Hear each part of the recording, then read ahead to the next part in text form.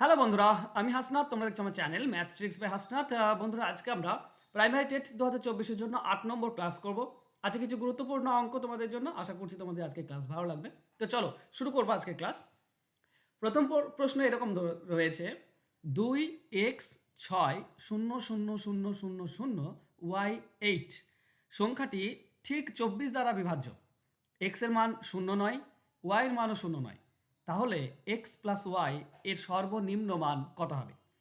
বন্ধুরা, এই ধরনের অঙ্ক যদি থাকে, দেখো এই পুরো সংখ্যাটি যদি 24 দ্বারা ভাগ করা যায়, 24 মানে হচ্ছে কত বলো তো? 3 8 24, তাই না? তার মানে 3 দিয়েও ভাগ করা যাবে, 8 দিয়েও ভাগ করা যাবে। এবার যদি সংখ্যাটি তুমি এভাবে লিখো যে 2x6, তারপরে 5টি শূন্য, তারপরে ওয়াই, আর তারপর 8। খেয়াল করো, আমরা প্রথমে 8 দিয়ে দেখব। 8 দিয়ে ভাগ করার নিয়ম কি? শেষ 3টি অঙ্ক যদি 8 দিয়ে ভাগ করা যায়।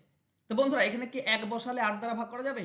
1 দিয়ে 1 বসালে এটা 18 হয়ে যাচ্ছে। 18কে 8 দিয়ে ভাগ করা যায় না। 2 দিলে 28, 28কে ভাগ করা যায় না। যদি 3 বসাও 38, 38কে ভাগ করা যায় না। কিন্তু তোমরা যদি 4 বসাও তাহলে 48 হয়, মানে 8 দ্বারা ভাগ করা যায়। তার মানে আমরা সরাসরি এখান থেকে পেয়ে যাব যে ওয়াইয়ের মানটা কত বসবে। ওয়াইয়ের মান অবশ্যই 4 হতে হবে।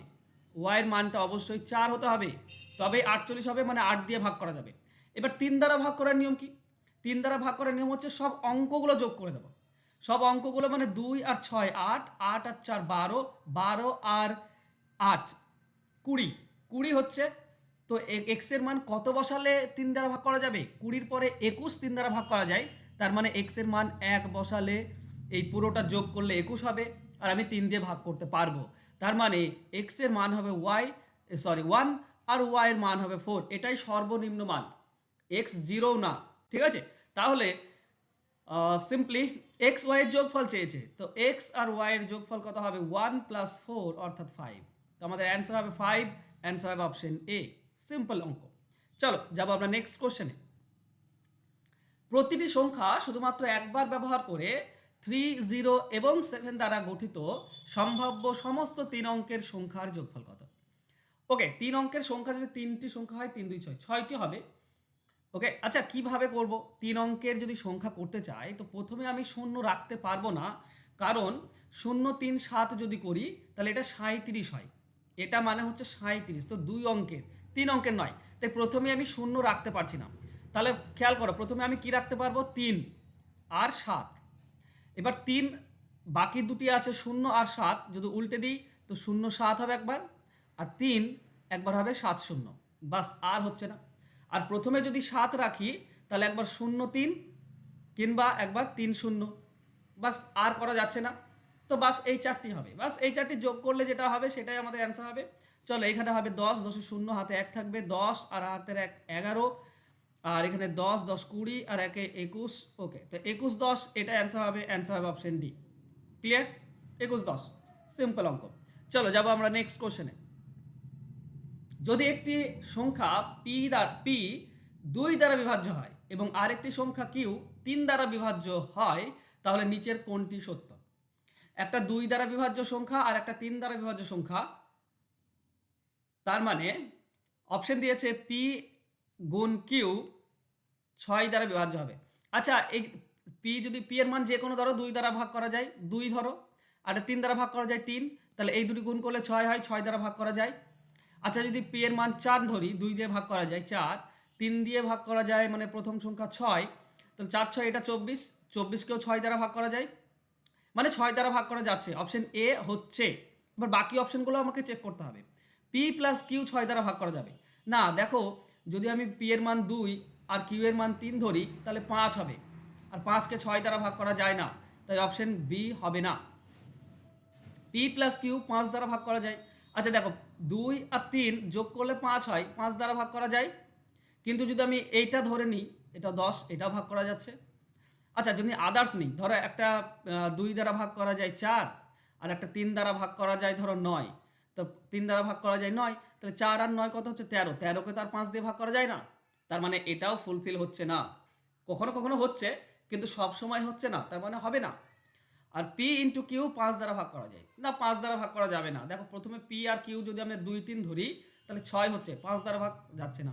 তো অ্যান্সার হবে অপশন এ, পি এবং কিউ গুণ করলে সবসময় 6 দ্বারা ভাগ করা যাবে যে কোনো মান। পি এর মান যে কোনো জোড় সংখ্যা আর কিউ এর মান যে কোনো 3-এর গুণিতক নাও, দেখবে সেটা 6 দ্বারা ভাগ করা যায়।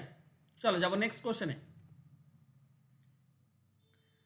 ধরা যাক এক্স সর্বনিম্ন 4 অঙ্কের সংখ্যা, যাকে 2, 3, 5, 6, 7 সংখ্যা দ্বারা ভাগ করলে প্রতি ক্ষেত্রে 1 অবশিষ্ট থাকে।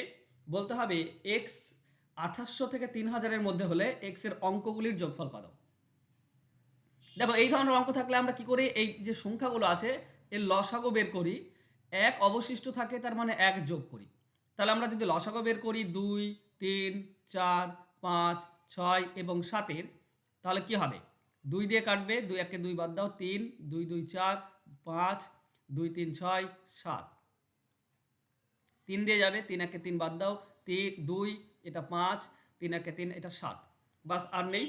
ওকে, 5 2 10, 10 3 30, 30 2 60, 7 6 42, 420, 420 হচ্ছে লসাগু।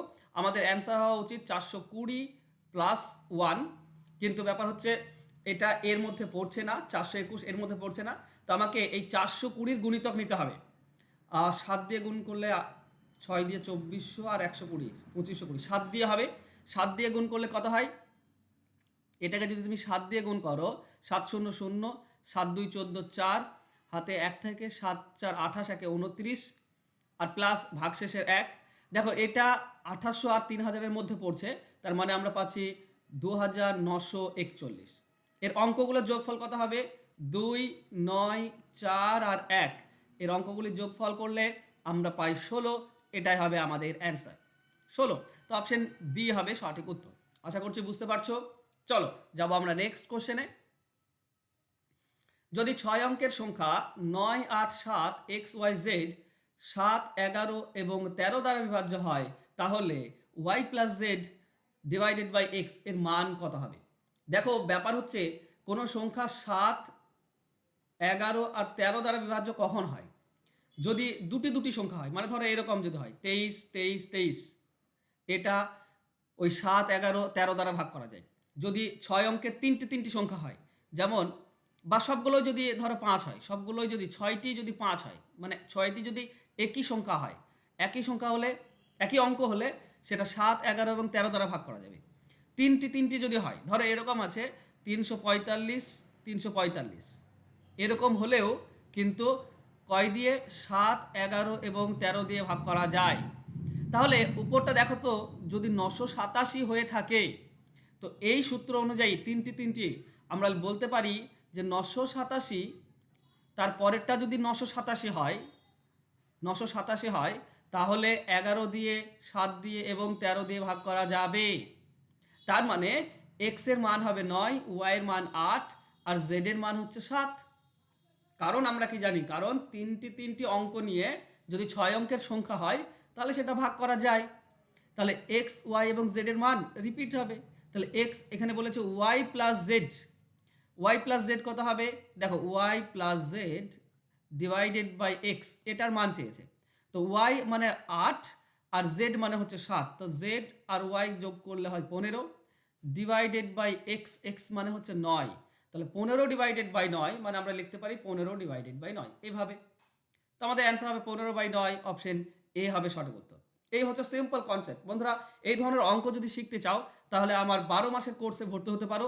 এটা জানুয়ারির 15 তারিখ থেকে শুরু হয়েছে, তো এই মাসেই শুরু হয়েছে। তোমরা এখন থেকেই এটা যোগ দিতে পারো। এটা 1 বছরের কোর্স, যেখানে ধারণাগত বা কনসেপচুয়াল সমস্ত অঙ্ক তোমাদের শেখানো হবে, নতুন প্যাটার্নের ম্যাথ তোমাদেরকে শেখানো হবে, গুগল মিটে লাইভ ক্লাস হবে, রেকর্ডেড ক্লাস থাকবে, পিডিএফ ফাইল থাকবে। কোর্স ফি হচ্ছে মাত্র 500 টাকা 1 বছরের জন্য। তো তুমি 12 মাস ক্লাস করতে পারবে, অঙ্কের কন্টেন্ট পেয়ে যাবে, ঠিক আছে, প্লাস পেডাগোগি তোমরা এখানে পেয়ে যাবে, ঠিক আছে, পেডাগোগিটাও তোমাদেরকে প্রোভাইড করে দেবো। তো দুটোই তুমি একসঙ্গে পেয়ে যাবে যদি তোমরা এই কোর্সটিতে ভর্তি হও। তো 1 বছর পরীক্ষার শেষ মুহূর্ত অবধি আমি তোমাদের সাথে থাকবো, যাতে করে আমরা অঙ্কের খুঁটিনাটি জানতে পারি। তো যদি শিখতে চাও এখন থেকে অঙ্ক, তাহলে আমার সঙ্গে ফোন নাম্বার দেওয়া আছে, এই নাম্বারে যোগাযোগ করো। থ্যাংক ইউ সো মাচ বন্ধুরা আজকে আমার সঙ্গে জুড়ে থাকার জন্য। দেখা হচ্ছে নেক্সট ক্লাসে, ততক্ষণ ভালো থেকো, সুস্থ থেকো, ধন্যবাদ।